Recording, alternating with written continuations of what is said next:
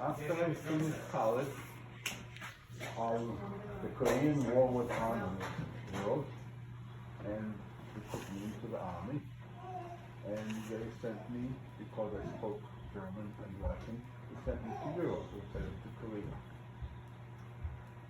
And I was stationed in Europe, and a soldier, the corporal, in an engineering battalion. And I found out that I could take, when I took vacation, I could use the Army planes for free flights. If there was a flight that the Army had within Europe from place A to B, and if there was room, they took you and you didn't have to pay for it.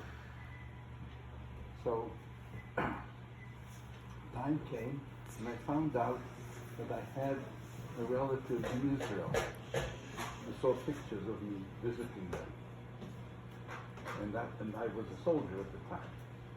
And I decided to go to Israel. Now I didn't have the money to pay for a flight to Israel. I had to do something else, and I found out that there was an airfield in North Africa in Libya that there was a flight going to it 3 times a week from Frankfurt, where I was stationed in Germany. So if I looked at it, if I hopped to Libya over there, then I could, from there was a flight going to an island called Cyprus, which was opposite Israel, 200 miles. And I figured if I go to there, then just to hop over to Israel won't cost very much. That was my plan. So I got my vacation coming. I took off. And what year is this, Dad? What year? This was,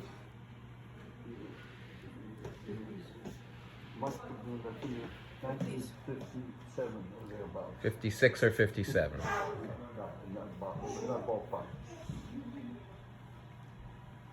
So I got on the plane, and it was a standard, they called it a DC.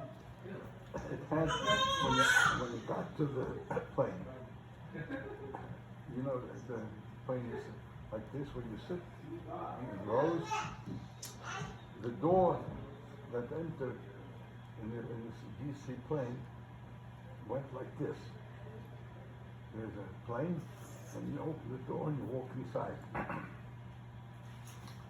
So and when they tell you to put all your, if you have a bag with you, they wanted you to keep it in the back of the plane. Keep it steady. And anyhow, I was sitting on the plane, and I was smoking. I ran out of cigarettes, and I went to get a new pack of cigarettes that was in the back of the plane. I walked over there. I got out a pack of cigarettes, and I turned around, and suddenly there was where I sat, behind me was a door that was on a hinge like this, and somebody did not completely close it. And we were 700 meters up in the sky, and the door flew open, and it sucked me forward, and I fell on the floor. Now, if I hadn't gone to get the cigarette, pack of cigarettes, I would have been sitting where the door plugged up, and it would have just pulled me right out. And that's been the end of it. And of course, once this came out, the flight sergeant came out and made a human chain, and he got out and boarded back, let the door back in, but I didn't sit back anymore. But anyhow,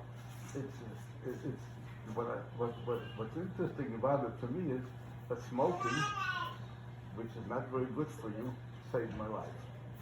So it would have sucked me right out. And that's what they're like to say. But You should believe. Any questions, Yona? It's a great story, Dad. Thank you. you're welcome. Any questions?